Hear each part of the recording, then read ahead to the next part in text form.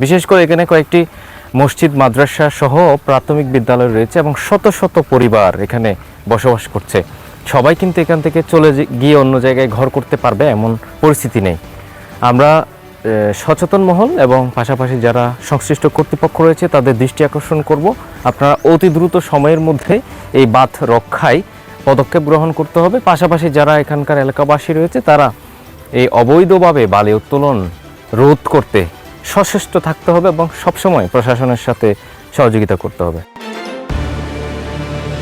চট্টগ্রামের হাটহাজারীতে হালদার বেড়িবাঁধ ভেঙে বসত বাড়ি সহ শিক্ষা ও ধর্মীয় প্রতিষ্ঠান নদীগর্ভে বিলীন হওয়ার উপক্রম হয়েছে। বাজার গই এলাকাবাসীর হাজার ভাই সালাম জানাই তো আর খালা বাজার গই তো জনে সরেজমিন পরিদর্শনে দেখা যায় উপজেলার নাঙ্গলমোড়া ইউনিয়নের ৭ নং ওয়ার্ড নাঙ্গলমোড়া ইসলামিয়া সরকারি প্রাথমিক বিদ্যালয়ের পেছনে বেড়িবাঁধ ভেঙে নদীগর্ভে বিলীন হয়ে গেছে। পাশাপাশি কয়েকটি বসতঘর নদীগর্ভে যাওয়ার উপক্রম হয়েছে। এতে ঝুঁকিতে আছে শত শত পরিবার। স্থানীয়দের সাথে কথা বলে জানা গেছে, হালদায় নাঙ্গলমোড়া অংশের বিভিন্ন জায়গায় বালু খেকুরা অবৈধভাবে বালু উত্তোলন করে নদীর গভীরতা বৃদ্ধি করে ফেলেছে, যার ফলে শত কোটি টাকা ব্যয়ে দেওয়া বাঁধের অনেকাংশ ইতিমধ্যে নদীগর্ভে বিলীন হয়ে গেছে। তাদের মতে দ্রুত এই ভাঙন রোধের ব্যবস্থা গ্রহণ করা না হলে অনেক শিক্ষা প্রতিষ্ঠান, ধর্মীয় প্রতিষ্ঠান ও বসতঘর হালদা নদীতে বিলীন হয়ে যাবে। দ্রুত ব্যবস্থা নিয়ে বাঁধ মেরামতের দাবি তাদের। হালদা নদীতে যারা অবৈধভাবে বালু উত্তোলন করে মানে হালদার গভীরতা বৃদ্ধির কারণে আজকে নদী ভাঙন সৃষ্টি হয়েছে। নদী ভাঙনের কারণ হচ্ছে রাস্তাঘাট, স্কুল, মাদ্রাসা, মসজিদ।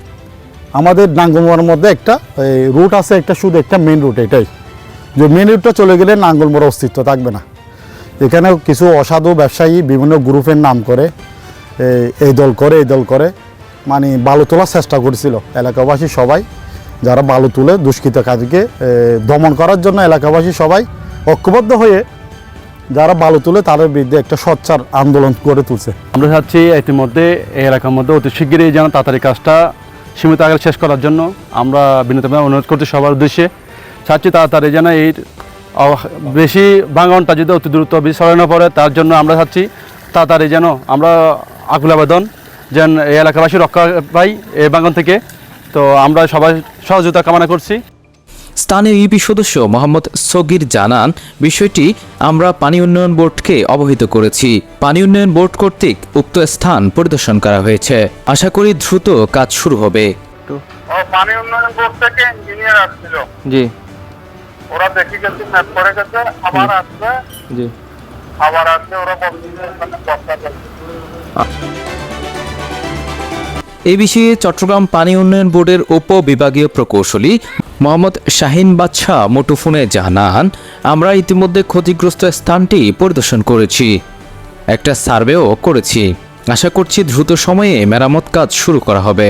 হ্যাঁ, এটা আপনার আমরা গত 2-3 দিন আগেও আমরা দেখে আসছি, আর আগের বারও দেখছি, বুঝছেন। জি, আমরা অলরেডি এটা মানে কাজ করার জন্য জি, আমাদের একদিন স্যার মানে অলরেডি উপরে দিচ্ছে জরুরি হিসেবে কাজ করার স্তরের উপর থেকে আমরা কোনো সিদ্ধান্ত পাই নাই, জি, যার কারণে এখন আমরা কাজটা বাস্তবায়নের চাইতে পারতেছি না।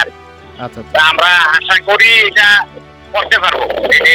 মানে চেয়ারম্যান সাহেব ছিল, স্থানীয় জনগণ ছিল, আমরা একটা সার্ভেও করছি আর কি, কতটুকু গভীরতা আছে বাকি আসল বিষয় আছে।